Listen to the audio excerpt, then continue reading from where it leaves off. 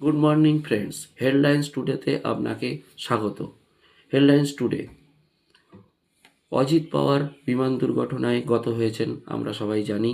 তার স্থলে তার স্ত্রী সুনেত্রা পাওয়ার মহারাষ্ট্রের প্রথম মহিলা ডেপুটি চিফ মিনিস্টার পদে শপথ নিয়েছেন।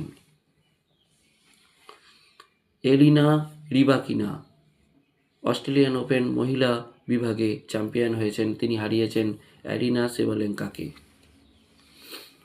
কলকাতা পুলিশের নতুন কমিশনার হয়েছেন সুপ্রতিম সরকার এবং কলকাতা পুলিশের নতুন ডিজিপি হয়েছেন পীযূষ পাণ্ডে। ঈশান কিষান তার জীবনের প্রথম টি-20 ইন্টারন্যাশনাল সেঞ্চুরি হাঁকিয়েছেন এবং তার মাধ্যমে ভারত নিউজিল্যান্ড সিরিজ ভারত জিতে নিয়েছে। কার্লোস আলকারাজ প্রথমবার অস্ট্রেলিয়ান ওপেন চ্যাম্পিয়ন হয়েছেন এবং তিনি হারিয়েছেন 10 বারের চ্যাম্পিয়ন নোভাক জোকোভিচকে। আমাদের যেমন ফেসবুক, হোয়াটসঅ্যাপ আছে, এআই এজেন্ডা নিজস্ব ওয়ার্ল্ড তৈরি করতে চলেছে তাদের মল্টবুক অ্যাপের মাধ্যমে।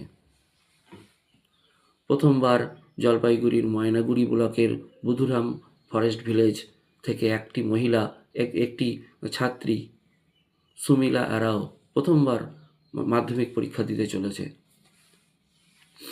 অভিমন্যু এক্সপেরিমেন্ট শুরু করতে চলেছে মধ্যপ্রদেশ।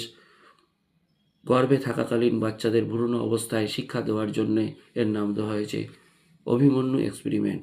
যেমন অভিমন্যু অর্জুনের কাছ থেকে গর্ভে থাকাকালীন শুনে শুনে চক্রব্যূহ মুখস্থ করেছিলেন, তেমনই ইন্ডিয়ান অরিজিন সায়েন্টিস্ট বীরভদ্র রমানাথন পেয়েছেন ক্রাফট পুরস্কার।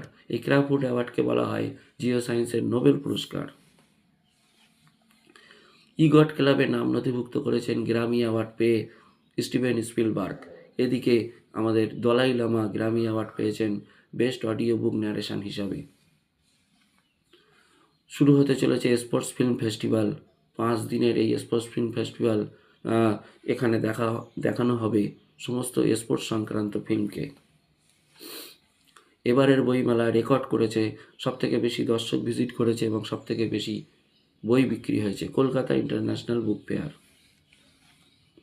মণিপুরের নতুন সিএম হলেন খেমচাঁদ সিং। এই খেমচাঁদ সিং আদতে একজন তাইকোন্ডো খেলার চ্যাম্পিয়ন।